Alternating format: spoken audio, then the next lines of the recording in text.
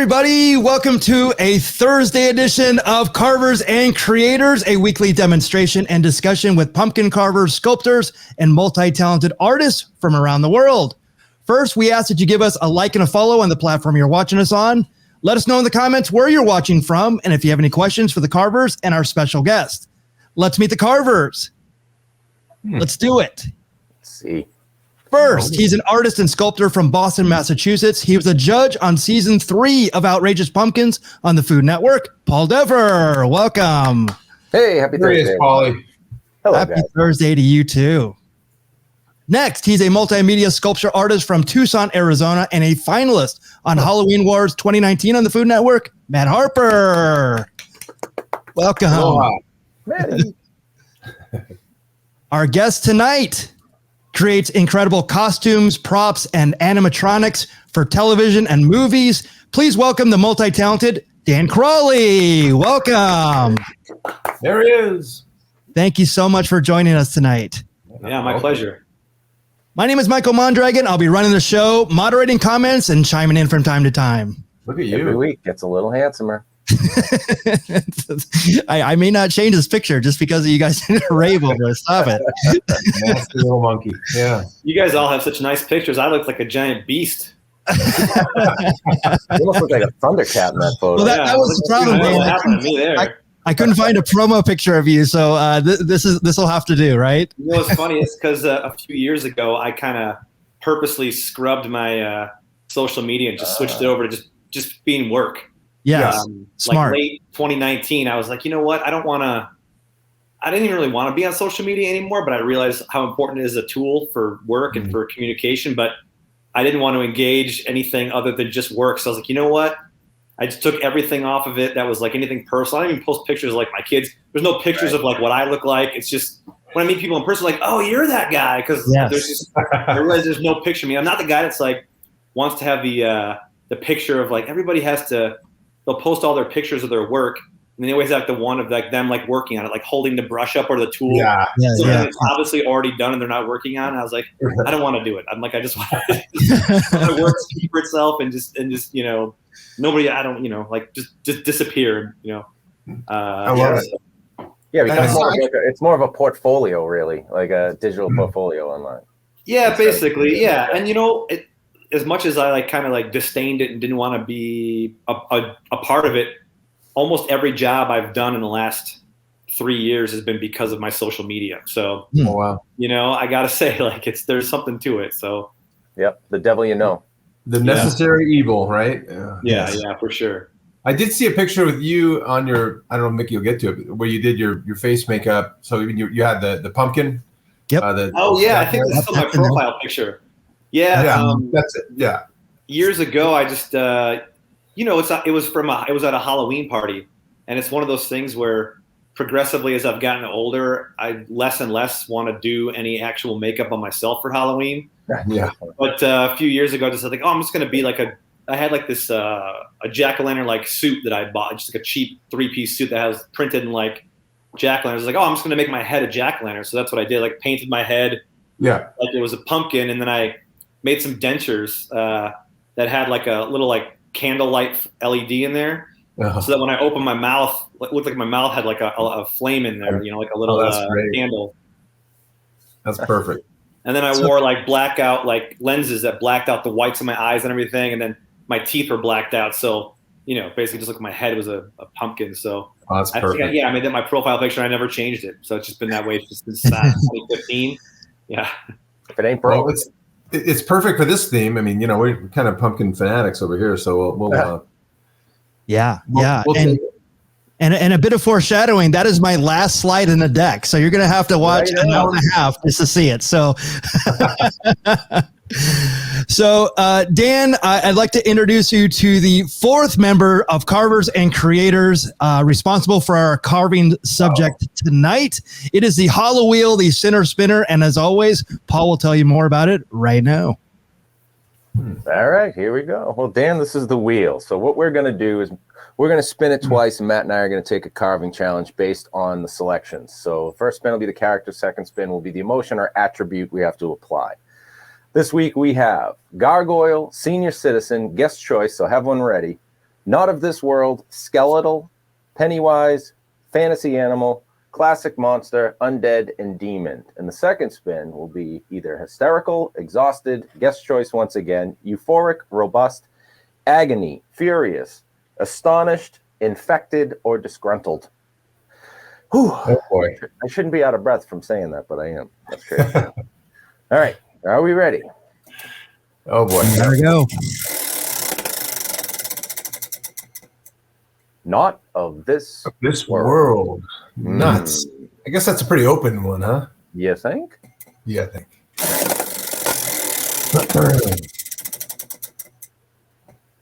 Disgruntled. Not of this world. Oh, okay. Well, I got to write that one down. Yep.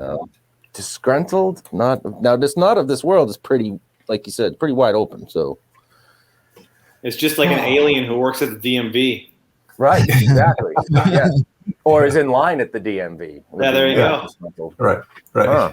What do I do here? Oh my gosh. Yeah, alien. All right. So Yeah, right. Which one? Well, it doesn't necessarily have to be Son of a alien, right? Could be some kind of multiverse thing too. Could just be different dimension, just not of this world, right? Could be a lot of ways you can go with it. yeah.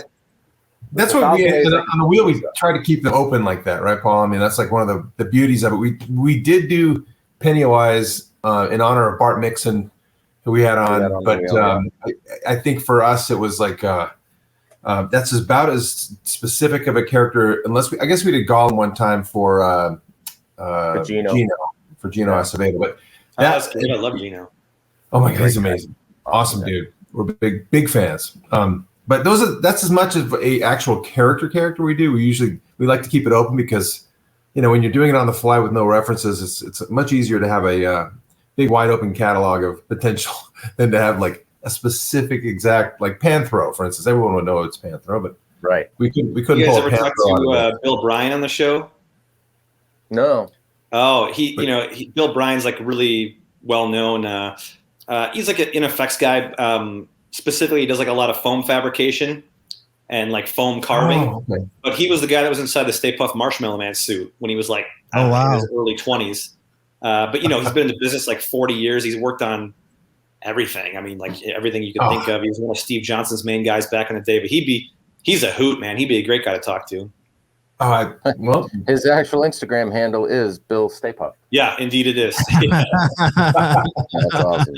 Yeah, and every time you see him in public, he's always wearing a T-shirt that is some type of Stay Puft Marshmallow Man related T-shirt. He's very on the nose with it, much like Bart is with like. You look at Bart's Instagram, it's just like one after another of either Pennywise or RoboCop, just like right. Lean into it, right? Lean into it for sure. Oh, I love that. Well, if you're carving or creating with us, we're going to give you 5 minutes to get your tools together, get situated, get your carving oil. We're going to go around the horn and see what the carving oil is for us tonight. Matt, you want to start off? Of course. Well, tonight I got this little tiny can from Four Peaks Brewing, and it's called the Joy Bus Wow Wheat. It's like a wheat beer, but it's this little tiny can. Oh, okay. It's like the size of my head. It's 24 ounces or it's like 30 a White Claw of wheat beer. Yeah, it looks. I don't know. You know what? I'm just gonna open it and try drinking it, and if I like it, then it's 25 ounces. Pint. Holy crap! All right. I didn't know that your head was 19 ounces tall.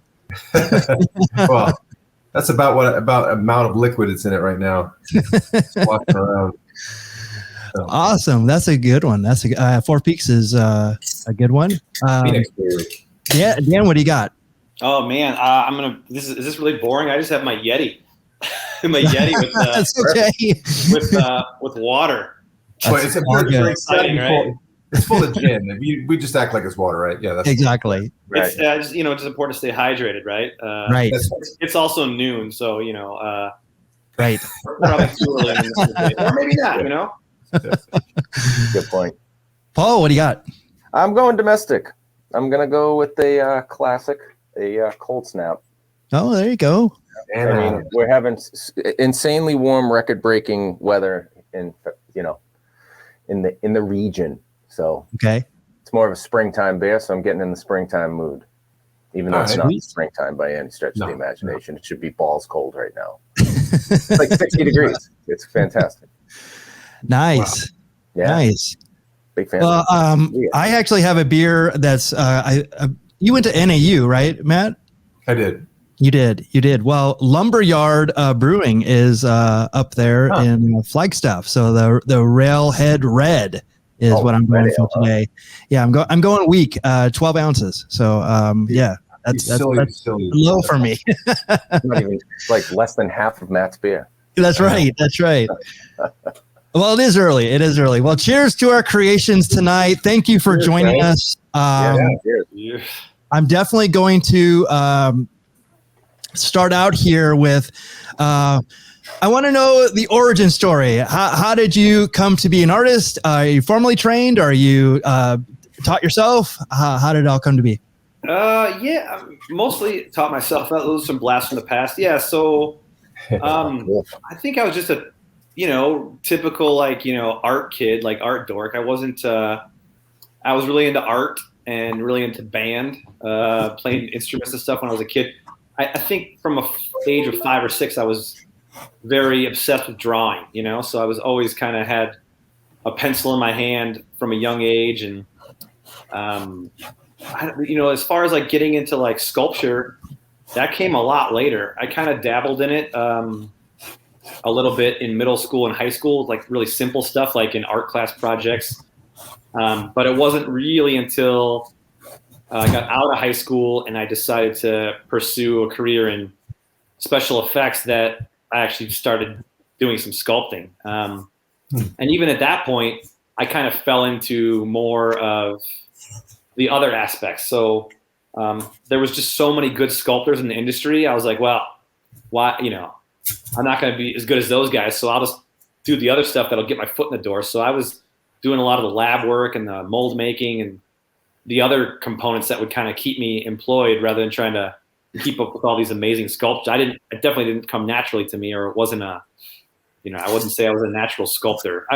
I'm a jack of all trades, master of none is what I say all the time. Like I will never be the greatest at anything in my industry, but I try to be good at everything. Mm-hmm. So it just keep me versatile, keeps me from getting bored because I'm always doing something different, and maybe more valuable as a team member, or an employee because I can do a little bit of everything. But I guess the trade-off then is that you're never going to be, the world-renowned anything, right? So that's oh, sorry, I just mentioning we've heard that from a number of artists, Ted Haynes and others who we've talked to about. If you have the ability to kind of do what you're describing, jack of all trades, master of none, that kind of thing is a big bonus when getting hired. I imagine that we've seen your art, so I don't think the master of none part is really holds up, but the ability to kind of do a little bit of everything is I'm sure that's a really big asset, like you said, for jobs and staying employed. Staying in it. Anyway, I think we've heard that a few times. It's probably a really big deal for the industry, I bet. Yeah, I only really started sculpting a ton more. Well, not even a ton, like sculpting a lot more in the last maybe 2 or 3 years, kind of by force. Just like the guy that I've been working for a lot, he's just been kind of like, well, you sculpt it. I'm like, no, I don't sculpt. Like have one of these other guys who are really good at sculpting, have them do it. Like, no, you're going to do it. So I've kind of been like pushed into it reluctantly. And, I guess I don't, I think I just always avoided it, maybe because of insecurity or feeling like, well, sure. I just like, I'm friends with so many amazing sculptors. Yeah. I was kind of like, well, why bother? You know what I mean? Like if I need a sculptor, then I'll just hire one of these guys because they're awesome and then get the best, but he's really pushed me kind of outside my comfort zone and had me do a lot of things with sculpture. And I'm starting to enjoy it a lot more, than I used to. Okay. I like the way you said there too about sometimes you procrastinate because of an insecurity, and that is ridiculously true, especially with an artist, right? Like somebody will ask you, well, do you paint? Can you paint? And then my answer would be, well, yeah, I can, but I don't. The whole time I have such anxiety about how much better something else I've seen is than what I'm doing. And it's like, that comparison always kind of holds. I think it's always in the back of your mind, which it should be, right? You're not going to you can't get better unless you're trying to get somewhere, or you don't think you're good enough. You're not going to get any better, right? So absolutely, yeah. I mean, to that point exactly. I think I realized early in my career, my answer to every question was, if somebody's like, "Oh, can you do this?" I'm like, yeah, of course, of course. But I had never done any of it. You know what I mean? Exactly. I had zero experience, but I was always this kind of like, I don't know whether it was bravado or just being naive. I would just say yes, and then, well, you just told him you could do it, so now you either have to do it, or you're going to be found out to be the fraud that you are. So a lot of that kind of jumping into the deep end and throwing myself into the fire, I think I guess I lucked out that I was the type of person that, like, when I put myself in the pressure cooker, I was able to kind of make it happen. But that's not to say there weren't plenty of failures along the way. But I think the real skill in my career, especially in the beginning, has been just hiding all of my mistakes so that nobody finds out, or fixing them before somebody notices. Right, right. And being thrown in the deep end is sometimes the best thing that you can do to an artist. It's to advance them. My best makeups that I've ever done have been the ones where I have no time. If I have all the time in the world, I'll overthink it, I'll overpaint it, I'll oversculpt it. When is it done? When I run out of time, right? So if it's a personal project, maybe it'll take 8 years. But if it's a makeup where I'm on set and like, oh, you got 20 minutes and this person's got to be in front of a camera, you just, you don't even think, you just make it happen. So, and ironically, a lot of those have been some of my best work because you don't have time to think about it. You just have to rely on the volume of work you've done up to that point and the experience that you've built to hope that the right thing materializes at the end of that time. Mm-hmm.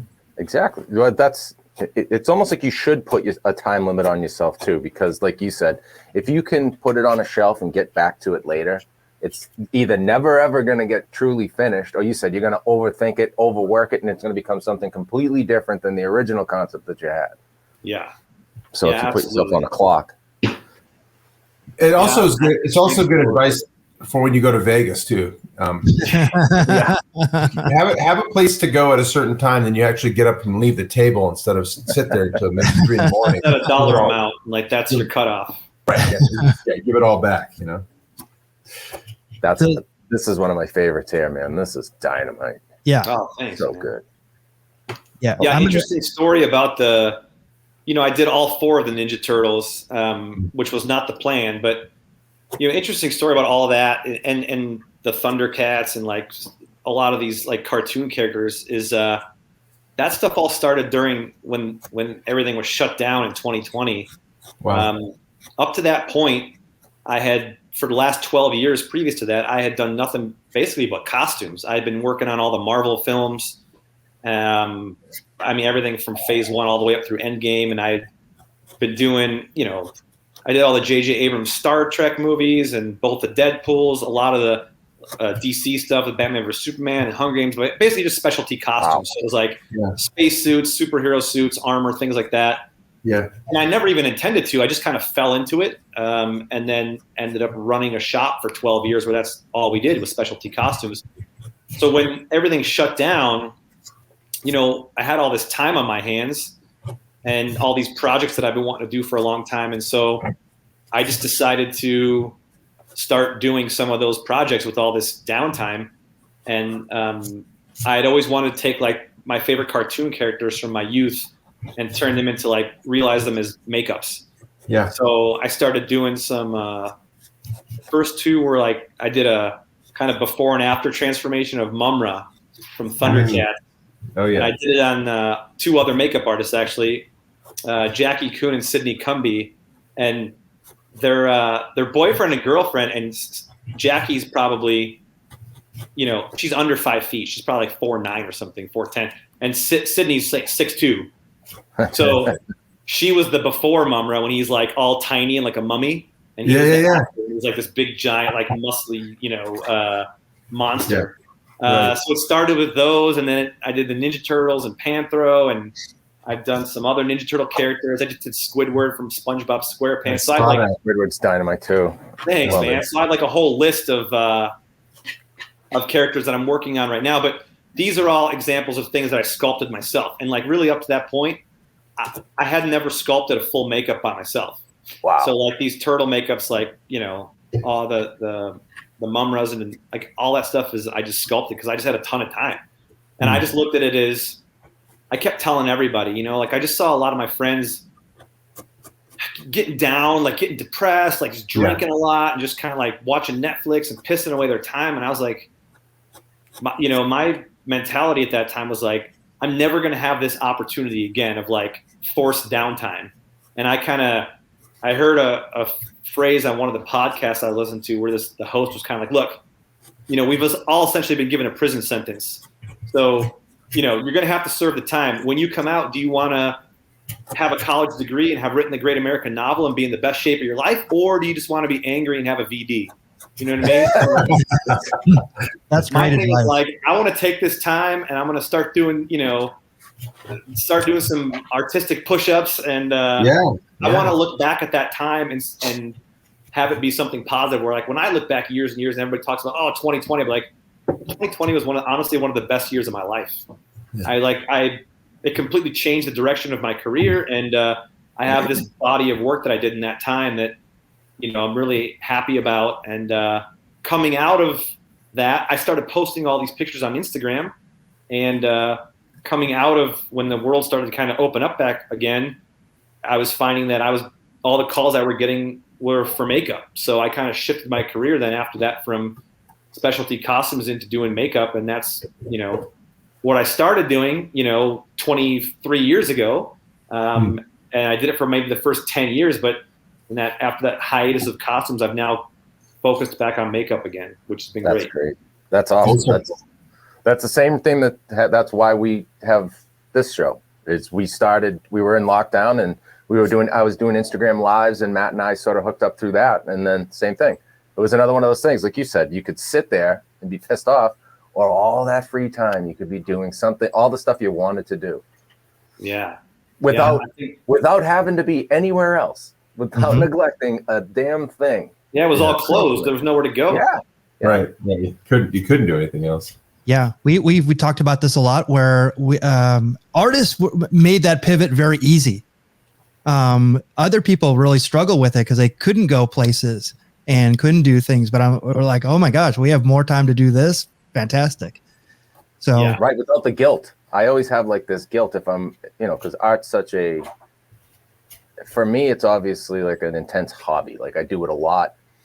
But if I'm sculpting, I'm not with my family or I'm not doing yard work. Or, you know, it's like you can always find a reason to be guilty for the pleasurable things that you'd like to enjoy. Yeah. You know, if I hated sculpting, well, hell yeah. You know, whenever I did it, I'd be like, well, I have to do it. But because I like it, I'm like, shit, I should be mowing the lawn right now. This is too much me time. What am I doing? But not during lockdown. Nope. When it comes to that I really like sculpting, I always kind of hated it, maybe because I felt like I didn't have the time or I was forced or I was rushed. And during that time, I was like, well, who cares? I was like, maybe nobody will ever see it. Maybe I won't finish it. So I just kind of had the time to like, I think the biggest thing is I had the time to walk away from it because, you know, at work, it's like you're there for the day. And like while you're there, you're working at all times and like, you know, you're on the clock. So you're expected to be being productive. Yeah. Or for me, with sculpting and painting both, I do a lot better if I, you know, maybe work in like 2 or 3 hours at a time and then I can walk away from something and look at it with fresh eyes. Because if I just have to drill down on it and get it done, you know, you get tunnel vision or you just get like frustrated or you get, you know, bored, honestly. So especially if you're doing a bunch of minute detail, you know, if you're just punching a bunch of texture in, sometimes you just got to walk away, you know, noodling around, doing a bunch of like little details with color. So I find that I work a lot better if I can work on something for a few hours, walk away from it, maybe go work on something else and then come back to it. So I think that freedom is what allowed me to enjoy it a lot more and kind of bring up my skill set there. Speaking of like skills and like building them up, like when you see a sculpt like this, just kind of walk us through the beginning. So is it Is this just like wet clay, or what are the materials you're using to kind of get that? So Squidward in particular, actually, this one I did not sculpt. So there's two, Squidward and actually three, Squidward, Panthro, and Mondo Gecko, which is another Ninja Turtle characters. Oh yeah. Those were prosthetics from this company called RB Effects. This guy Roland Blancafleur. So he's like the most well-known like foam latex runner in the industry. Like he worked in every shop, Rob Bottin, Rick Baker, all these guys. And then maybe 10, 12 years ago, he started his own company providing essentially over-the-counter prosthetic appliances. But now he's built it up where he has over 1,200 designs, I think, in his catalog.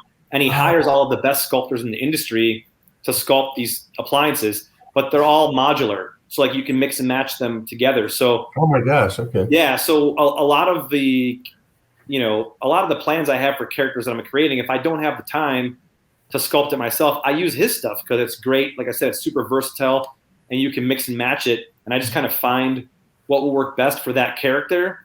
Mm-hmm. And then I put the whole thing together. So, I'll end up doing everything else is in the sense of like, I paint them. A lot of times I modify them, the foam, before I even like put it on. Find the lenses. I make custom dentures for pretty much every character. All the costumes I'll make, myself. But then, some of them I do sculpt. Like I said, the Ninja Turtles, the Mumras, I sculpted those. But coincidentally, I sculpted those during 2020 and 2021.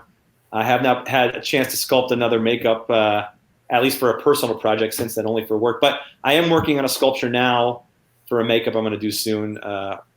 So, there's another one in the pipeline. Yeah. Awesome. So was this just was Squidward a passion project? Like you just wanted to do it? There was like, or did you have somebody kind of knocking on your door and go, can you make this for me? No, you know what?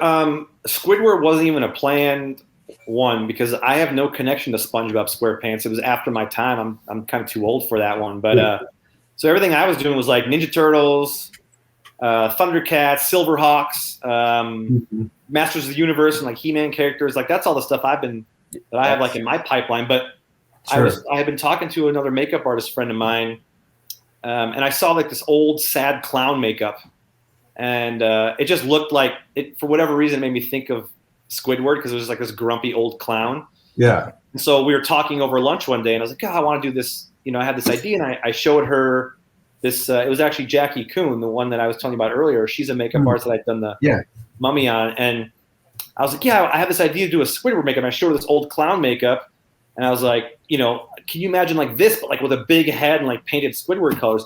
And she literally pulls up on her phone a picture of this, like basically the same thing. She had like the same idea at the same time. So I was like, we got to do this. So I just thought it would maybe like resonate with people more because I know it's just a popular character and a lot of people do. So it was one of those things where I had the idea and it was easy to do quickly because I didn't have to sculpt anything, where I could, like I said, buy those pre-made appliances and then just kind of piece them together and blend them and paint them to kind of turn it into this other character. So that's kind of where that came from. So we collaborated on that together, which is another one of my favorite things. When you're trying to figure out the end point of anything artistic, it's either when you run out of time, or I like to, if you have somebody collaborating with, the ideas start bouncing around. They're like, oh, what if we add some blue here? Or, hey, how about if we, if this goes in this direction? Sometimes having a good kind of back and forth with somebody, I really enjoy. I'm not like a control freak type of person. I love the collaboration aspect because,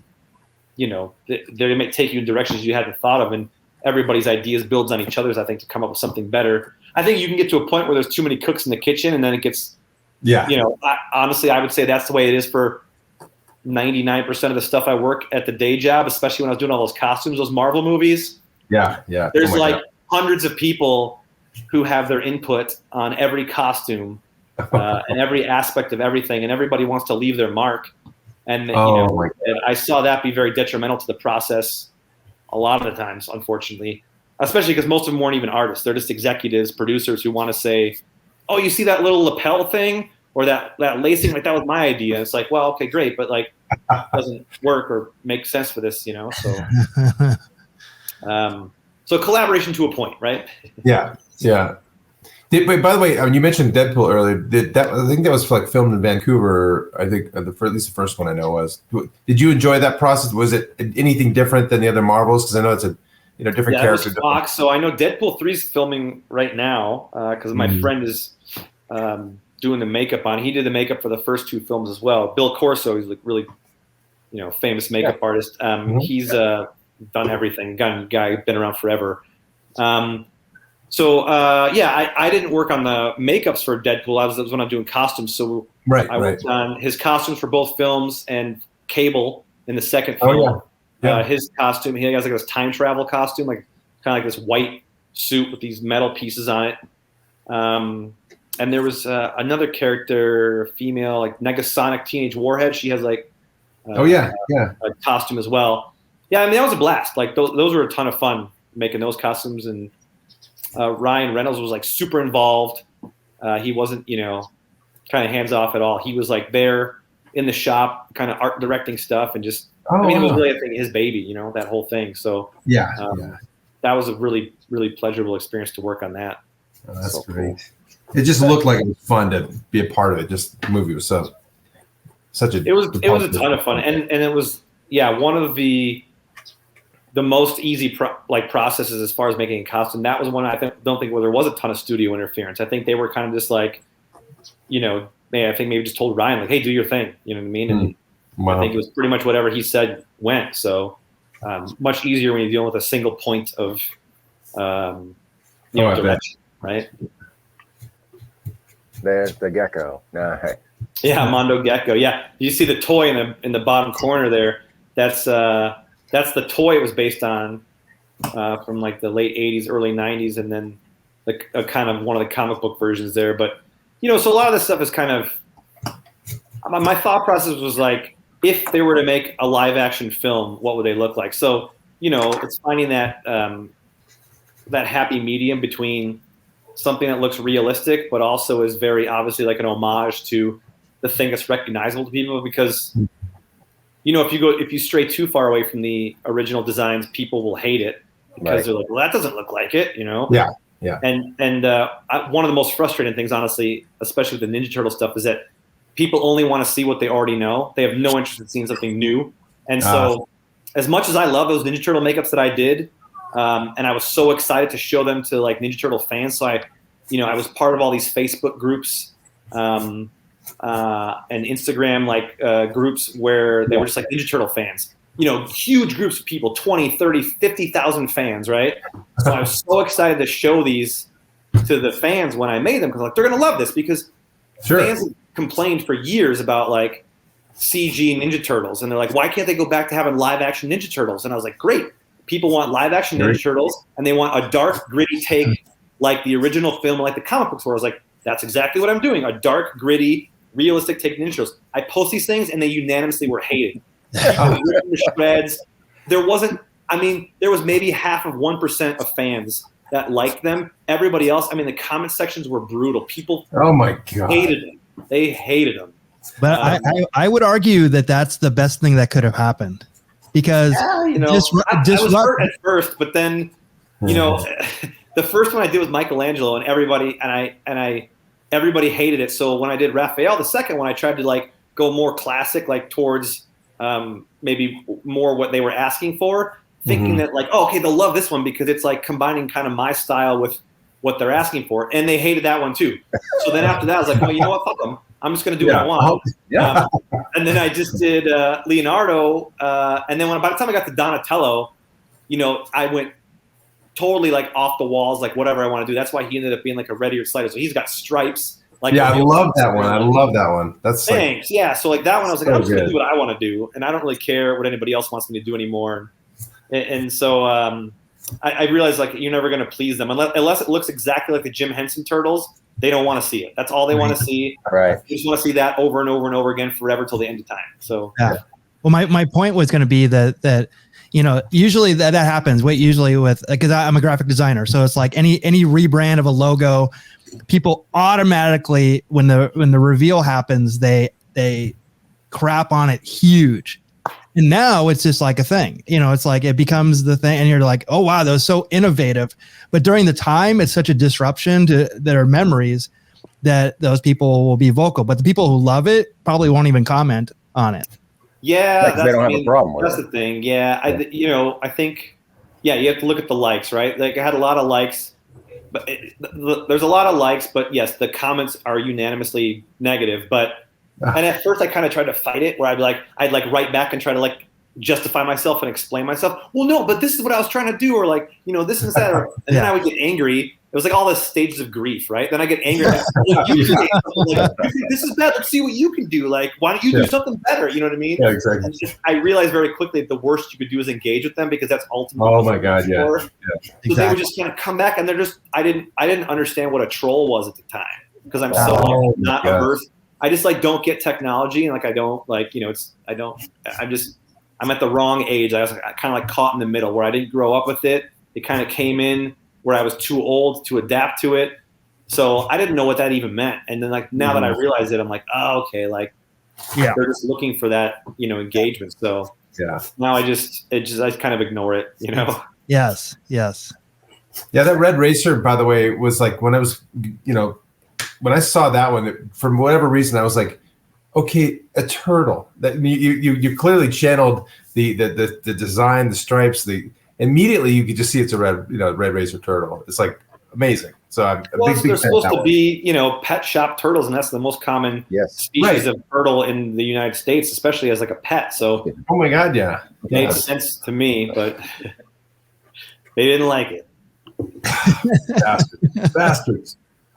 That's not for them. Yeah. Yeah, but you made their day, because they want to be miserable. 100%.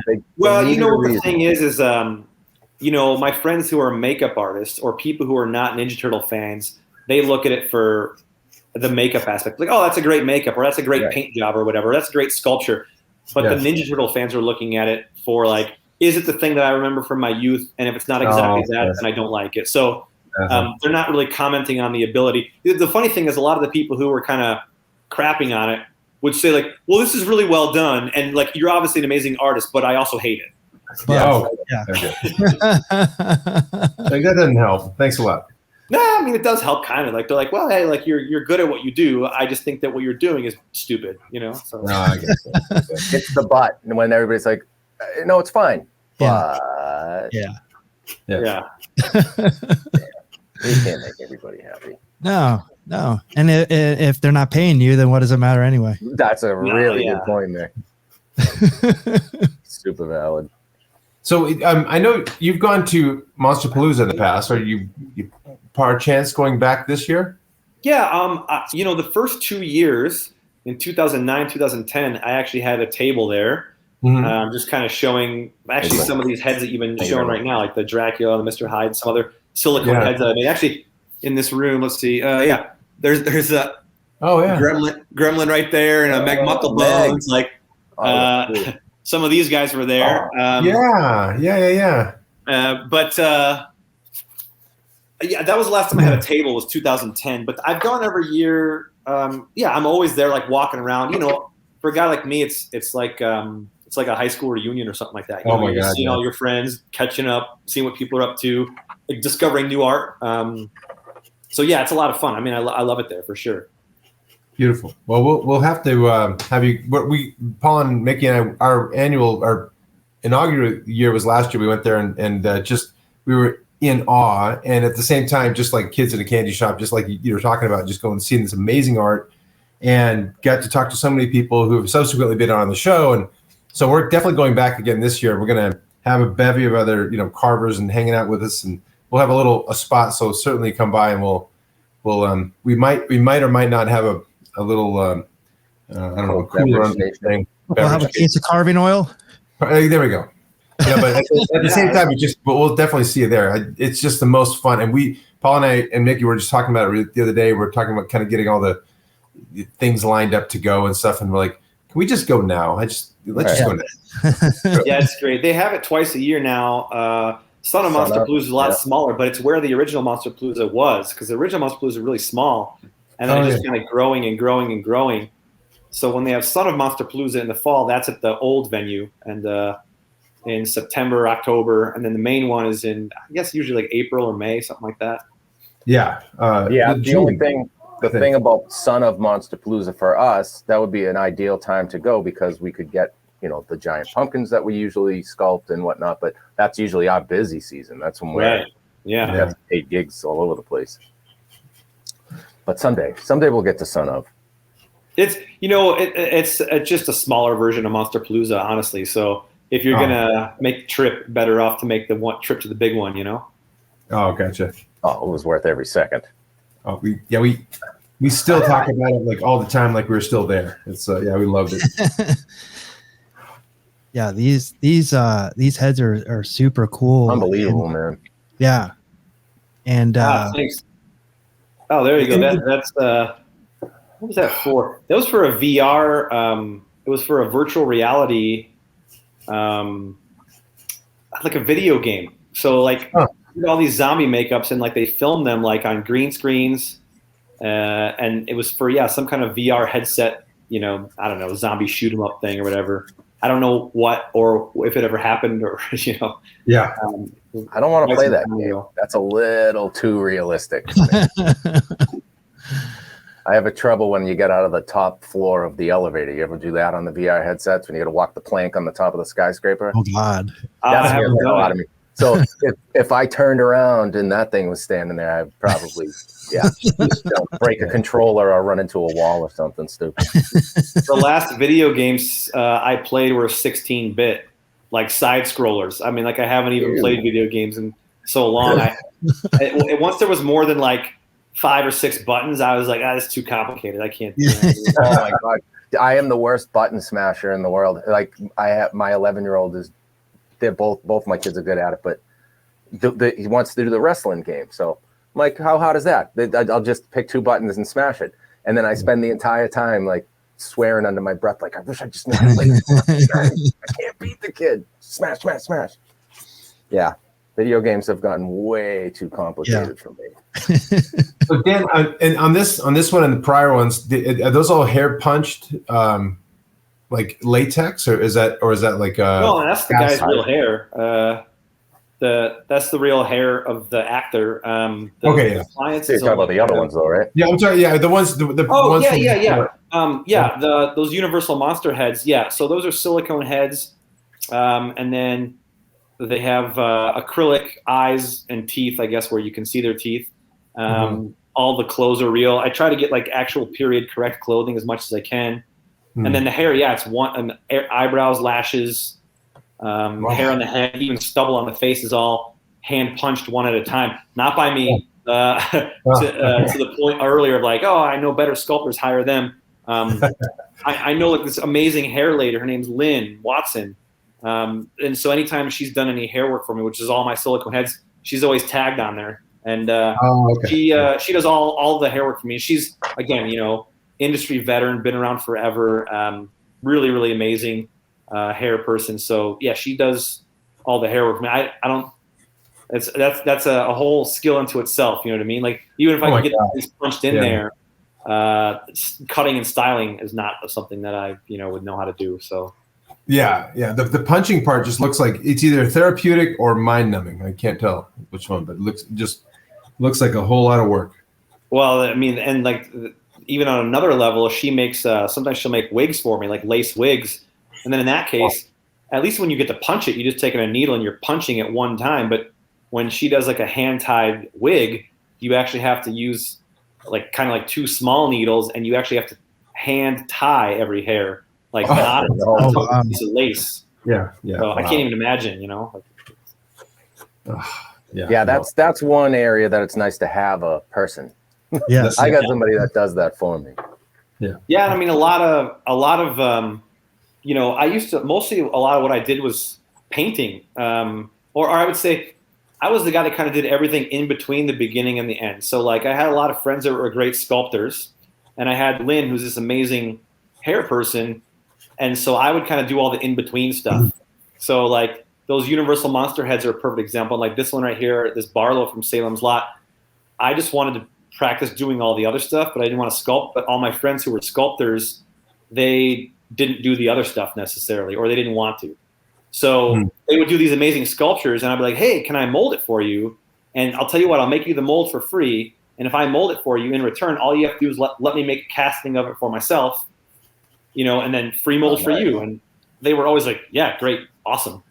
So that's how all these heads most of them came to be, is like those Universal monster heads, like the Dracula and the Boris Karloff from Old Dark House and Mr. Hyde. Those were all sculpted by Mike Hill. And then this Barlow here was sculpted by Russ Lukic. And so they sculpted them, and then I molded them, cast up the silicones, seamed them, painted them, made all the eyes and the teeth, the clothes, the stands, the bases, everything, like did everything in between up to then the hair. And the eyes, I do them the old-fashioned way still, where I machine the inner and the outer forms, and I hand paint them, and I hand put all the threads on there for the veins and stuff. Nowadays, they've switched over to 3D printing a lot of the components, and most of the eyes now are just stickers. So you have like an inner eye form. They print out a sticker on there for the iris, and then they cast the clear around it. But I still make them the way you used to, which, nobody's going to hire me to do that anymore because it's too time consuming and labor intensive. And 3D printing has replaced a lot of stuff. You can actually 3D print a complete eye now with the color and the clear coat and everything all in one. So, and dentures in particular, the last few films I've worked on, we're not even making dentures anymore by hand. We're 3D scanning their teeth. We're digitally sculpting the dentures, 3D printing the dentures in acrylic or in like porcelain, like you would for real dentures, and then you just paint them, and it's done. So if you have to make like 10 or 12 sets, you're not trying to cast up 10 or 12 sets where they're perfect and like, oh, this one's got a bubble, it's no good, we got to make it. And it takes a whole day to cast one set. Like now, on your printer, you can print the gums and the teeth in their own. Like you can print the gums pink, the teeth tooth colored. And you could print 20 sets at a time in a couple hours. So making dentures, that's gone now. I mean, like, wow, it's all 3D printing now. We had getting into that. No, I should be though. I'm a dinosaur, so I mean, like, my days are numbered. I'm at this. It's the same thing I said with the internet and technology. Like, I was too old to grow up with it, and I was too young to, like, I guess, embrace it. So I never did. And then I've been left behind technology wise. And the same thing's happening in the industry now, where I'm at this weird crossroads where, for sure in 10 years, but really even in 5 years with the way technology is moving, like a lot of the things that I do now are going to be done digitally or with 3D printing. Wow. And the people who adapt to that are going to do great. And the people like me who haven't or don't, I don't know. I don't know what to do because, maybe my skills are not needed until I'm at the age of retirement. So, I don't know. It's going to be interesting next decade for sure, but I think even less than that. So, go ahead, Paul. No, go ahead, man. I just was getting back to when you described the teeth being printed in white and the gums being printed in the gums, the pink, the exact color. We had a guest on, Christian Hansen, he works at Mayo, and he has all these. He has this access to these insane 3D printers that do all this, like the color. And that was the first time I even heard that color printing in that type of, medium was a thing. It's just, I guess, why not, completely bleed it over to special effects and have everything be printed the color you want it. I mean, that eliminates a whole lot of painting, I even imagine, right? Yeah. I mean, there's 7 color printers. So you could print a complete acrylic eye with all of the colors and the clear, because you can print clear also. And it's done right out of the printer. You can also print in multiple materials now. So you could print in rubbers. You can print in, you could print in acrylic. You could print in ceramic. You can print in, like any variations of clears. I mean, you can print in almost anything and in almost any color now. So, it's happening fast, man. Like I think the first movie I worked on with 3D printed parts was maybe in 2008 on the first G.I. Joe. We had and back then it was like just insanely expensive. And now every shop that I work at now has a whole room full of 3D printers that are working around the clock. You know what I mean? Like and a lot of friends of mine have tabletop 3D printers, you know, they're like $2,000-$3,000 now. And a few years ago, they were like $50,000. I mean, it's like TVs, right? Right. TV. 10 yeah. years ago, you know, it was $2,000 or $5,000, and now you can get like a 70-inch for $300. Right. I mean, Exactly. Seriously. Yeah. Yep. Wow. Yep, technology. But the good news is they make it so user friendly that, I mean, it's probably something you just picked up sculpting over the pandemic and you became amazing at it. well, maybe what I should have been doing is learning ZBrush and not learning how to push clay. You know what I mean? Because it probably would have been a more useful skill now. I think you can learn ZBrush pretty quick. Well, that's what everybody that tells me, that if you know how to sculpt, you can learn how to use ZBrush pretty fast. Yeah, I'm sure that I could. I think the tough part is I already don't have enough time to do all the artistic projects that I want to do right now. So the thought of like taking some of that time to learn something that I don't want to learn and putting aside the projects that I do want to do. Yeah. But I don't know, like that's maybe like not the good long game. It's kind of like the dumb thing. I'm going to be one of the dinosaurs. Like I said, I'll be left behind. Well, that's the choice. It's like learning something to go somewhere and actually do it. But if you're not going to use it, then you shouldn't learn it. Right. So it's that choice of like, you know, it's like, do you foresee yourself using ZBrush for what you're doing? If you don't, then it's the choice is easy, actually.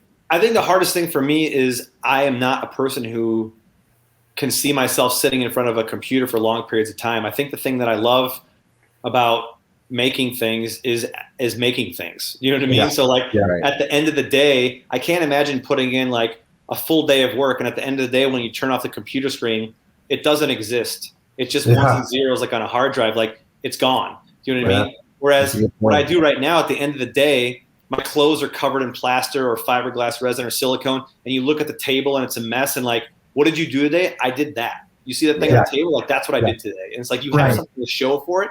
I love building and working with my hands and like making something that's real in real life, you know? Yeah. So I think that's the hard part for me. But again, maybe, you know, this is naive. I'll watch this video years from now and be like, yeah, there was me being an idiot. Not. But it's also using your other senses. The one that you didn't talk about is the smell. You actually can smell the things that you're using, the materials that you're using, and then, you know. Well, not so much anymore because I never wore any proper safety equipment. So I see. Burned out. Destroyed your nose. Yeah. Yeah, I've huffed enough fiberglass resin and naphtha and acetone than acrylic that. Well, maybe that's part of it too. Yeah. You're coated. Yeah. Now you're like the $6 million man. You're right. Indestructible. Yeah, that's, I always say, like, people are like, aren't you worried about cancer? I'm like, no, like all of my internal organs are probably perfectly preserved because they're encased in like acrylics and resins. You know what I mean? Yeah, exactly. I'm embalmed. Yes. Yeah. One thing, just going back to, you were talking about the letting the ephemeral, like getting, okay, let me back myself up. That really wasn't well put. When it comes to like seeing something with your hands that's creative versus ones and zeros, I completely right. I mean, the work I do, like I work for a big medical company, and I dabbled for a little while in software, and I just had that big disconnect. I'm like, I know I'm providing for my family and stuff like that, but at the end of the day, did anything I do all day, like if you can't, everything's on a disk or something, or no, it's like digitally sent somewhere, as opposed to like, that's a big object, I sold that or I made that, whatever it is. I think there's something so, like, from an artist perspective, that's almost difficult for me when it comes to having to learn. I mean, even 3D scanning is like, then it becomes a file. I don't know. Thank God they can't do this out of pumpkins yet, because Paul and I would be out of a job. Well, I'm actually doing that out of pumpkins right now. Sorry. I'm scanning all my sculpts, putting them in a catalog. Gonna learn how to clean them up in ZBrush. I don't want to learn how to do ZBrush completely because I agree with Dan. I don't have that kind of time. But I bought a small 3D printer. Nice. Now, that being said, Doesn't it take like 10 hours for something to print? Say, I don't have much experience, but I always hear people saying it takes so long to print something. Or like you said, the printer's got to be running around the clock just to get some of this stuff out. Yeah, it depends on the time. So I guess that's the one saving grace right now is that a lot of times doing things for real in some situations can be faster. So with the example of the dentures, certainly 3D printing is exponentially faster because those are so time, they're just a big time cycle, labor intensive. But with life casting, in a lot of cases, the same way. Most of the life casts now that we do for makeups, we don't do physical life casts on the actor anymore. We do scan their heads because then you don't get any drag on their face, any like the weight of the material. You do with their eyes open, so you can sculpt the appliances right up to where their eyes are. But when we're doing something like a commercial or a television show where there's a really fast turnaround, sometimes you don't have the time because you scan their head and then you have to print their head. And then you have to make a mold of that. And then you have to produce a plaster copy out of that so that you can sculpt the appliances in clay. And, so there's still, it doesn't really help time-wise in that sense. Whereas if I do a life cast on somebody, I can cast up a stone copy right out of that life cast the same day and be sculpting that afternoon. So in that way, sometimes it's a lot faster. But again, I promise you in the next few years, that won't matter. Like in the next few years, there won't be molds anymore. You know what I mean? Like it'll all be 3D printed molds. So in that case, you'll scan the person's head, you'll digitally sculpt the appliances, and then you'll just take that and you'll produce the molds from those digital sculpts and you'll 3D print the molds. And you'll skip all of those processes and then and honestly, at some point, you're not even going to make the molds. You're just going to be printing the finished product, whether it was silicone appliance or foam, maybe not foam latex. I don't see how they ever 3D print that, but silicone, they're already 3D printing. It's not something that you could use. It's not like soft enough to be used for an appliance, prosthetic appliance yet, but they'll get there. You know what I mean? Will be, eventually. You can print silicone now, so. Wow. Wow. It's going to get on board. Smooth-On will be out of business in a week. Well, look, you're always going to have the hobby people, right? I mean, I think and you're always going to have collectors. So Monsterpalooza is a perfect example of that. People are not producing that stuff for everything you see there is not being produced for film and television. Everything you see there is artists producing products that collectors are buying for their man caves or whatever. You know what I mean? So there's always going to be a market for people who appreciate and want real things that were built. But yes, I mean, you're definitely going to have digital artists or traditional artists who get into digital who are going to encroach on that. And I'm sure at some point you're going to start seeing tables at Monsterpalooza with people who have equally as amazing work that's all completely digitally created and 3D printed. You know what I mean? There was never a practical medium involved. And, when we get to that point, will collectors buy that stuff just as much as they'll buy the traditionally made stuff now? Yeah, absolutely. Because I think that end product is all that the collector cares about. And while there may be some who appreciate the actual artistic process that went into building and crafting something practically, I can't necessarily say that digital artists are any less artistic.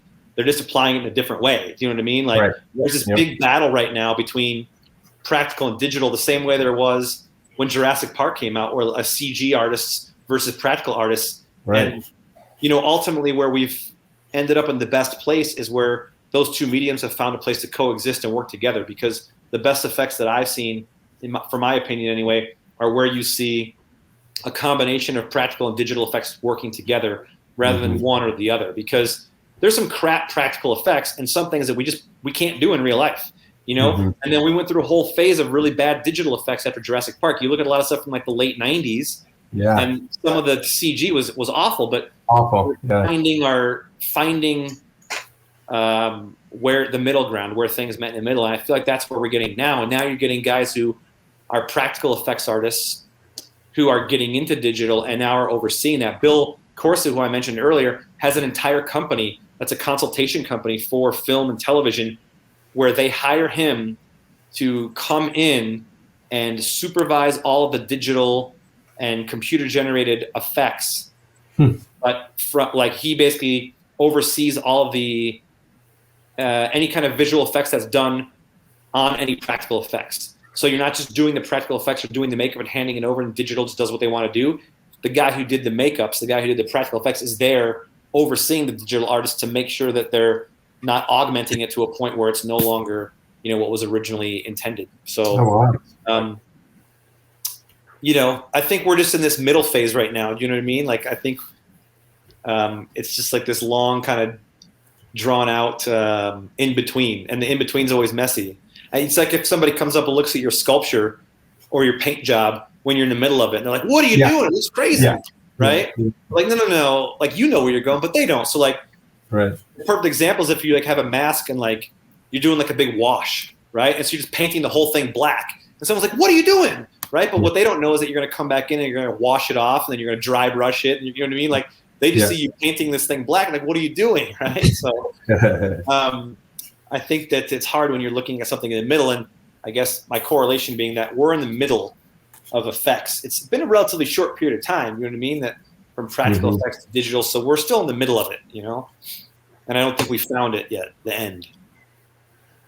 Do you have a film that's out like that, or in recent memory that kind of combines them really well? That you're a fan of, like you can point out like one that really does a good job in that way? That's a great question. I don't know off the top of my head. I guess I probably should have had an example ready to go when I was explaining it. I could have sent you my notes that I didn't write, but you know, maybe the thing is that like if it's that good, you wouldn't even notice. You know what I mean? That there was a blend of the two. You know what I mean? Yeah, hard to say. You know, hard to say. I don't know of any off the top of my head, but maybe that's just because they're so good. They're good, and it blends so well. It's seamless. I guess that's the magic, right? If you're getting that. Yeah. Okay. Wow. Good point. Yeah, and you know, one thing, and I encourage everyone to go to Dan's Instagram and peruse the ability you have, like even going back many years prior to digital's anything really, like 3D printing or anything. You had to pound out and make a lot of these pieces of the costume literally and mill them and make them all out of like chunks of metal, right? Actually this suit right here on the screen, the Mr. Freeze for Gotham, is a great example of a combination of 3D printed parts and traditionally sculpted parts. So for instance, the chest and the gauntlet pieces, those were sculpted in clay, and then they were molded, and then they were body shop traditionally, like you body shop a car until they were perfect, and then they were molded again and then cast. But like the shoulders were digitally sculpted, 3D printed, and then body shopped and molded and cast. Maybe the thighs also, but then like the belt pieces. So some of these things were digitally sculpted, the more mechanical stuff, and then some of it was traditionally sculpted in clay. Something that definitely has helped a lot with the 3D printing stuff and the digital sculpting is what we're able to do now is turn things around a lot quicker. When we're doing like a lot of those Marvel shows, is you're sculpting a right and a left, and so now it's a lot easier. You can sculpt one side and then just scan it and then just reverse it in the computer so that you have a right and a left. And you don't have to take the time to try to find the symmetry and make it perfect and make the right and the left exactly right. Saves a ton of time there. That even is true for like a lot of the muscle suits that I've worked on, where you could just sculpt the one side and flip it. This Aquaman, this was all from Batman vs Superman. This was 0 3D printing. This is 100% sculpted in clay. Wow. So everything there was sculpted in clay, molded, cast, and then painted. Most of the armor is all fiberglass. The straps across his chest, those are supposed to be seaweed, like made out of seaweed. So those are silicone, they're kind of stretchy. Yeah. The pants, hard to tell in that picture, but they have a texture like stingray skin. And so what we definitely started to do a lot of was almost like 3D printed fabrics. So when you see like a lot of these fabrics on the superhero suits and stuff where they're like have like a texture or like a waffle print or something like that stuff's all like, it's almost like silk screened, but like 3D, like puffer paint almost kind of thing. Yeah. this is Superman's costume from Batman versus Superman. So, wow. He's wearing like the blue is sheer, so you can see through it. So the shine underneath is actually the chrome muscle suit. That makes. Yeah, so he's got a chrome muscle suit with this sheer kind of see-through blue on top to kind of give it this otherworldly, ethereal kind of. That's wild. Okay, I was reading this recently on your about how each one of those muscles were individually placed, and because I know Henry was like I think you wrote he was like at the time working out a lot, and depending on what muscle groups were growing and shrinking, and you had to modify them all the time. Yeah, that happened a ton. So in the early superhero suits, we would do them all in one. So like the first major muscle suit that I kind of worked on was probably the first Fantastic Four in 2004, and those were all hand sculpted, molded in one, and you'd inject each of the muscles individually, but you'd inject them individually onto one spandex suit. When you open the mold, all the muscles are on there, but the downside is if even one of the muscles is bad, the whole suit's bad. And if you need to change the size of a muscle, which happens all the time, you couldn't do it. You'd have to resculpt the whole thing, everything, figure something out. So we ended up going to a more modular muscle system where the muscles would all be sculpted individually and molded individually, and then we would glue them onto the suit. So then, as the actors are training or their sizes are changing, you can change the size of the muscles. And because all the muscles were digitally scanned, even though we sculpted a lot of them in clay and then scanned them, once they're a computer file, you can make them bigger or smaller. Maybe still at the same shape of the muscle, but you need to make it a little smaller. You can do that in computer. The other big advantage is that these muscles are all made out of foam latex. Foam latex shrinks a lot, but you never know exactly how much it's going to shrink.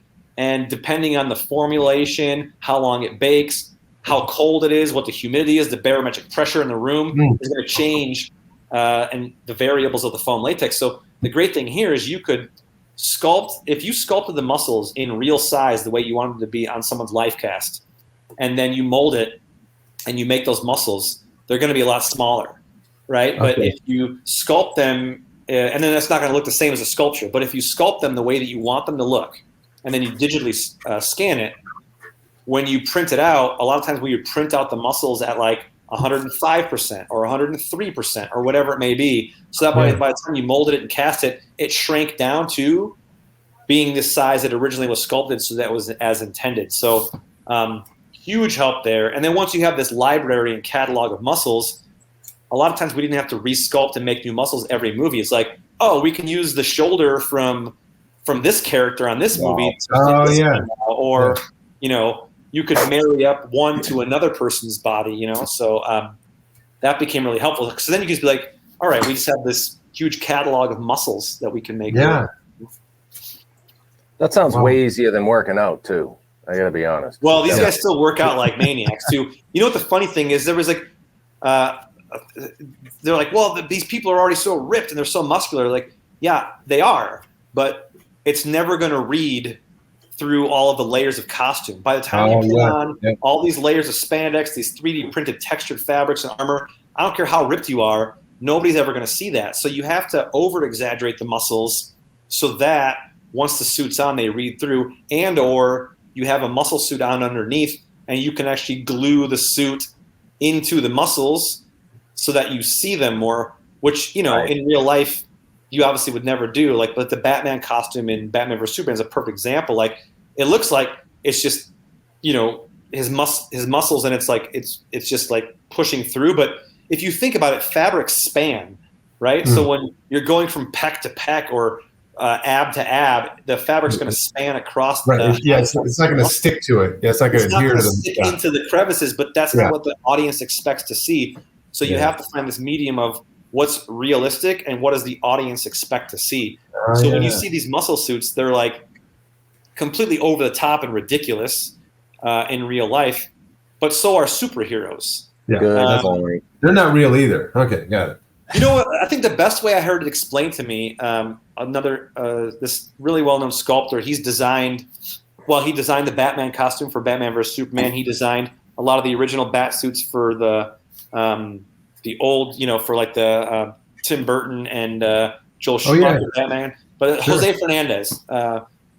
He explained it to me really well. His like approach to sculpting costumes or muscles. He's like, you have to look at it as a heightened vision of reality. So when you look at a comic book, these guys have huge muscles and tiny waists, and it's like these superhero proportions. And the comic book is the version of if somebody was telling you a story of what they just witnessed. If they saw a superhero in real life, what just happened, and they came to you like, what just happened? It's like, well, this guy, he jumped over a building, and then he flew down, and then he picked up a car, and he smashed it. Like, well, what it really happened is not that, but by the time you get through the game of telephone, it's like this heightened version of reality in this person's head, and the spectator was telling a story. And so, the proportions are the same thing. The comic books and the drawings in the comic books are the, perceived reality of the mind's eye of the person who witnessed these events happen. But then the movie or the television show is, what does it look like in real life, right? Yeah. It's kind of like drawing the two together. Oh, that's great. That's a great way to put it. Oh, wow. That's a little intricate. That's from Man of Steel. Did a bunch of costumes. This was Feora. She was like the main female villain. Yeah. So, and it's interesting. You can see the two different lighting styles, right? Like one is, it looks so much darker in one, so much lighter in the other. Same exact costume. But it, gosh. Depends on how it's lit, right? So, this was, we did this costume for her and a bunch of other costumes that were the same kind of look. And they kind of were, I guess, meant to look like they were carved out of bone. But who knows, right? So these are like their Krypton costumes when they're on planet Krypton, and then they have their Earth costumes.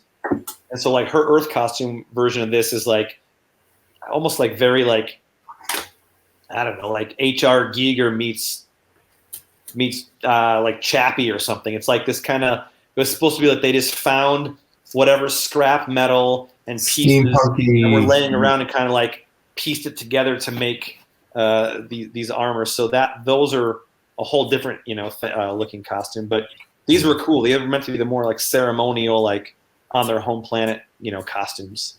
Right. And that was split up between a bunch of shops. All these movies you'll have 3 or 4 different shops working on it because there'd be so many costumes and characters to do. One shop couldn't possibly handle it all, especially with the turnaround times these days.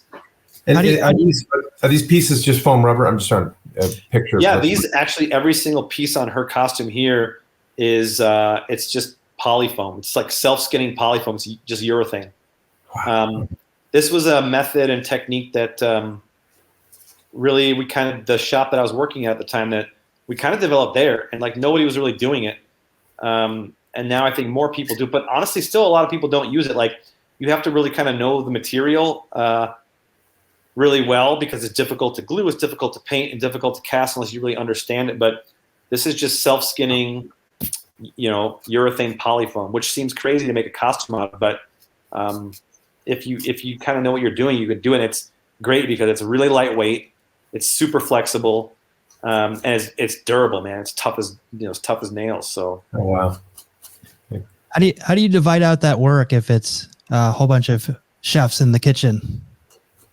It within one shop, or when it's, like dividing the characters up amongst different shops? Or like, for instance, if you were all if 5 shops were working on this costume, how do you divide out that work? No, so 5 shops wouldn't work on one costume. 5 different shops would work on different characters. So like, on a lot of the Marvel movies, it would be like, okay, this company is going to do Thor and Captain America, and this company is going to do Ant-Man and the Guardians of the Galaxy, and this company over here is going to do this. So like, or like Batman versus Superman, like the shop I worked at, we did Aquaman and Superman, but then Jose Fernandez's shop, Ironhead, did Batman and Wonder Woman. Or on Man of Steel, this movie, we did Feora, which is this character, and we did a bunch of other characters like Apollonia and Carvex, and like we did both of the versions of costumes for those characters. But then Jose's shop did Russell Crowe's character and his costume, and then another shop called Frontline did Superman's costume. So a shop or a company will do a character and all of the components for that character. but not, you wouldn't split up a costume amongst different shots. Okay, I was a little confused by that because I was like, oh my god, that sounds like a nightmare. No, yeah. Or like the first Thor, the shop I worked at, we did Thor and we did Odin, we did Heimdall, we did the Einejar guards, but then like Jose Fernandez's shop did Loki and Sif and Hogan, and then I think Legacy did all the ice giants. You know what I mean? So it'll be something like that where you're doing different characters. That makes sense. Yeah. This was an interesting one that I saw that not a lot of people probably got a chance to see. Yeah, it's a terrible movie, but we made a lot of really cool stuff for it. I've worked on a lot of really terrible things that have a lot of really cool stuff. Some of the coolest stuff I've ever made has been for movies that nobody ever saw and probably shouldn't. But this was for Tomorrowland. Okay. Made a lot of cool stuff for that movie, but yeah, just kind of didn't hit the mark. I think it wouldn't. I think Disney was hoping it was going to be in the same vein as like Haunted Mansion or Pirates of the Caribbean, where they could take one of their rides and turn it into turn it into something. But it just didn't. I don't think it. Nostalgic. Yeah. But we made some real cool stuff for it. It's super cool. When it comes to stuff you make that like you pour your heart and soul into, and you make and let's say it's even in a really big blockbuster movie, but your sculpt doesn't make the cut, or they'll just go, or even if it's a flash of a second is on there. Do you feel like are you watching to see your piece and all of a sudden it's not there, or do you get a heads up that it's not going to be used, or how do you? I imagine that's got to be. I don't know usually until I see the movie or the television show what I've worked on that is in it. Okay. And as far as probably less than half of what I work on is my name even in the credits, so. Okay. Deadpool's a perfect example where we literally made all of the costumes for the main character who the title of the movie is Deadpool, and none of us were credited in the film. So, oh my gosh. That happens. And as far as like work making it or not making it, yeah, I don't know until I see it. And it doesn't, it doesn't matter to me. Ultimately, like if I got to make something cool and I got paid to do it, then great. And then I have pictures of it. You know what I mean? Like, but whether or not it makes it in the film or not, or honestly, I don't even care about having my name in the credits anymore. It's cool for like my grandma or like my family back in small town Illinois, but like I've never gotten a job or been paid more, or nobody ever cared that my name was in the credits as far as like my career goes, right? Oh, is that right? Okay. So it's nice to see your name in the credits. It's nice to be acknowledged for work that you did, but ultimately, I think you have to, when you're working commercially, you have to kind of disassociate yourself a little bit. So if I'm doing a sculpture for somebody else or a paint job for somebody else, if they want to make a bunch of changes, it doesn't bother me a bit, because my job is not to make what I think is cool. My job is to make what they're paying for. Cool. Yeah. You know what I mean? My job, I am being paid to bring their vision to life. I'm not being paid to bring my vision to life. You know what I mean? So I'll get my own, as far as artistic satisfaction, in that sense, from a design sense, I get that from my own personal projects. And that's a big part of why I do these cartoon makeups in real life. Kind of thing. Like that's just for me. That's just for fun. That's just what I want to do. Right. And nobody has any input, right? Or they do once I post it and they all hate it. Great, whatever. That's their input. Yeah.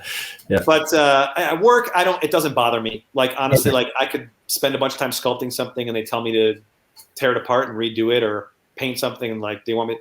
Great. But to be fair, there's lots of times where they want me to change something and it's better, right? Because I think sometimes having a fresh perspective or another set of eyes, can be really good, because you kind of get in your own world and maybe somebody has a good spin or it puts you off in a new direction. And so it depends on who you're working for and if they're a really great artist in their own right or not. And some people are not necessarily great artists from the technical skills portion of it, but they have a great eye. So even though they can't do it themselves, they're really good at directing that. And doesn't bother me. Doesn't bother me. I've worked on movies that never got released. I've built stuff for films that stuff was cut out completely and they just didn't use it. So, but the check cleared, which is kind of the thing. Yeah, and you take pictures and you have that. you know? Yeah. So I love it. this was a Del Taco commercial with a guy. This was actually a combination of practical and digital. Like obviously then we're going to put bees all over him. So we made like this fake bee beard, and then digitally they created a little bit of motion in there, and they had like digital bees flying around his head to make it look like he's wearing a beard of actual bees. That's incredible. It is. That looks a little bit meticulous. Like that would have taken a little bit of time. Yeah, it was. You know, what it did is I made like basically like a little fake bee, and it was just a kind of a shape. It wasn't even anything like that looked necessarily like a bee. And then just made one, sculpted one, molded it, and then cast up like, 10 copies, molded those 10 copies so that I could then cast up hundreds at a time, like just game mold it. Yeah. And then just arranging all those in different shapes. And then so this underlayer is like those shapes you could just cut out, and they're just like latex put together. And then the top layer is real bees. So we got freeze-dried bees, and then I took one at a time with glue and tweezers, and I took these freeze-dried bees and glued them on top, not covering the entire surface, just like intermittently, throughout to give it the texture and appearance of having real bees. Oh my God. That's so incredible. So awesome. And then, this is the one you never do. So, this is actually a great story and a very apropos for today, actually. So, this is for The Bold and the Beautiful, the soap opera. And so I got a call to see if I could do a disguise makeup, and they were going to do a storyline where this character is wearing a disguise and is realistic enough to trick, this guy into sleeping with her, and he doesn't realize she's wearing a disguise. However, in another scene, they wanted a Mission Impossible style reveal where she just like grabs and like peels it off in one piece like it's a mask. Oh God. Which obviously wouldn't work because these are prosthetics. But that's the reality of soap operas, right? So the original kind of like dictate was, okay, so the actress wants to have the nose and the lips of Kim Basinger, and the producer wanted her to have the cheeks and the chin of Christina Hendricks. I was like, okay, no problem. I can do that. But the actress is 61 years old. And so they wanted her to look like these other people and also look younger and also have it look so realistic that it could fool people to the eye. And so this is a very challenging thing to do. And so I kind of asked a lot of other makeup artists and mentors, okay, how would you approach this? Like, how do you do a de-aging likeness character makeup? God. And they all unanimously gave the same advice. You say no. I was like, what do you mean? They're like, no, you don't do that. That's the job that you say no to. Wow. But I was, again, maybe naivety or whatever. I took it on. Work was slow at the time, so I did it. And I just did it by myself. And so this is a perfect example of where I didn't have like a team to rely on. Like I literally did everything start to finish. And so the upper right corner is the actress wearing makeup, actually for her like normal makeup. And then to that right is like her wearing the silicone appliances before they're painted. And then the bottom corner, you see the appliances blended off and painted. And then like with the contact lenses and the wig. And then the other pictures, just the photos of the different appliances she's wearing. Now it originally started off as all separate pieces. Each cheek was separate. The upper and lower lip were separate. The chin was separate, and the nose was separate. So it was 3, 4, 5, 6 pieces. And the first 3 times I applied it, it looked like dog shit. It was terrible, and I was really embarrassed to walk the set with it, and it didn't look right, and it was just a big failure and really embarrassing. And so I asked kind of a guy that's been a great mentor to me that I've been working with a lot, Christian Tinsley. He's an amazing makeup artist. I kind of asked him for his advice and like, hey, can you come apply this thing with me? So he came and applied it with me. And I think at the time he thought like, oh, okay, I'll show him how to do it and like give him some tips and it'll be great. And after the first time, I think he realized like, oh, like this is like, I think maybe more for me, I realized like, okay, I'm not just like as terrible as I think I am. This really is actually very hard. You know what I mean? He's like an Oscar-winning makeup artist. He's like amazing. He's, over 30 years of experience. So he struggles. So I ended up resculpting the whole thing, which is what the appliances you see there. So it ended up becoming an upper lip, a nose, and then the cheeks, chin, and lower lip were all combined into one piece. So I resculpted the whole makeup. Oh my! And then after that, it ended up working out really well. So the last picture there, you can see the no life cast for her. It was a 3D scan of her face, which is the bluish gray thing. That's her actual face, and then next to it is the sculpture that I did before the appliances were floated off and individually detailed. But that was one of the most challenging things I've ever done, and one of those situations where it's like, well, if I'm going to take a chance and I'm going to fail, a soap opera is the place to do it. Because who's going to see it? You want to do it on a big Marvel movie. Maybe some grannies will see it, and like it's daytime television. It'll air one time and it'll disappear. So it's like I feel like if you're going to swing for the fences and maybe miss, that's a good place to take a chance. That is as great. opposed to like a major motion picture or television show. On a soap opera, they could put a little fuzz on the lens or a little bit of, soften it. They do that anyway. Yeah. And clean it up. So look, it was a great learning experience for me. It made me a much better artist. It pushed me way outside my comfort zone, and it ended up really good. And I guess the reason I bring up why it's apropos for tonight, I'm going to the Makeup Artists and Hairstylists Guild Awards, which is it's like the Emmys or the Oscars for makeup artists. So it's, as opposed to Oscars or Emmys where it's voted on by people from every discipline, the Makeup Artists and Hairstylists Guild Awards is voted on only by other makeup artists and hairstylists. So it's voted on by your peers, people who know what they're looking at and know what's good or not. And that makeup was actually nominated for an award. Oh, right on. So I don't think I'm going to win, but tonight is the award show, and it's nominated. So look, for it to go from this thing that was this huge challenge and kind of like started off as like an embarrassment and like a stressor to get nominated is really great. And honestly, like, I can't say enough nice things about Christian, who really helped me get it to the finish line and make it the best it could be. So, Wow. Oh, that's Well, awesome. you can thank him in your acceptance speech tonight. Well, That's right. Later tonight. I'm going to tell you this. Maybe this won't be very. I don't know how this will come over. I don't know exactly your viewers where they lay with things, but one of the main contenders in my category is like a drag show. So I think I have pretty much zero chance to win because I just think like when you're up against a drag show and like drag makeups, it's like that's tough competition. Especially lately, especially it's lately. Soap opera, it's right up there with drag shows. Yeah. So I think it's going to be a tough one, but look, I'm thrilled to be nominated for something like that. Yeah. I know people say that, but like I genuinely am. I'm like, you know what I mean?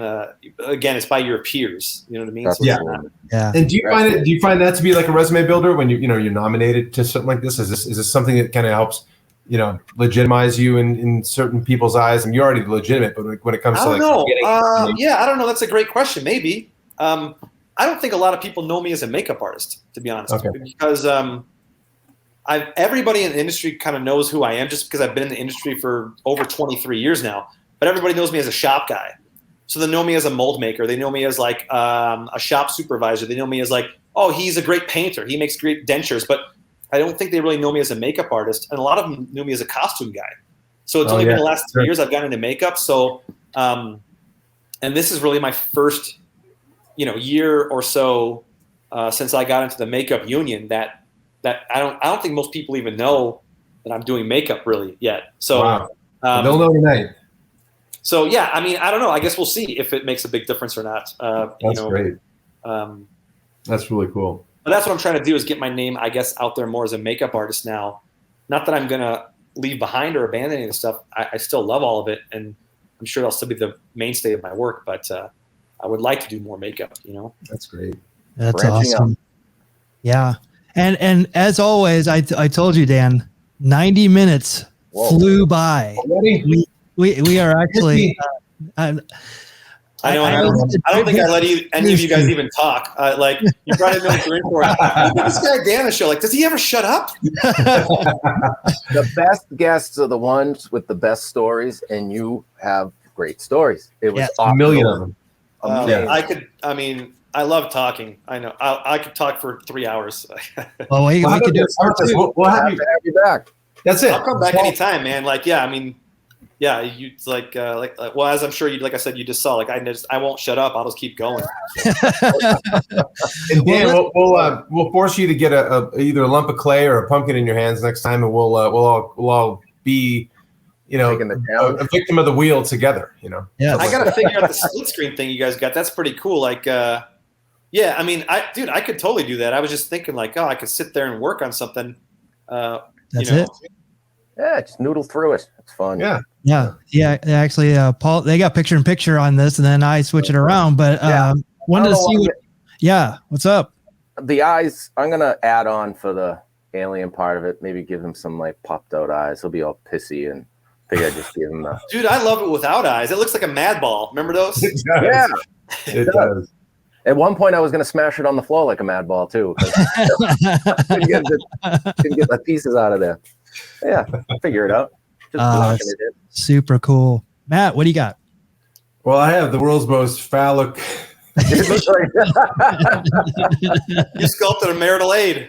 Yeah, I did. It started out like this, but, now girls. Or boys, hey.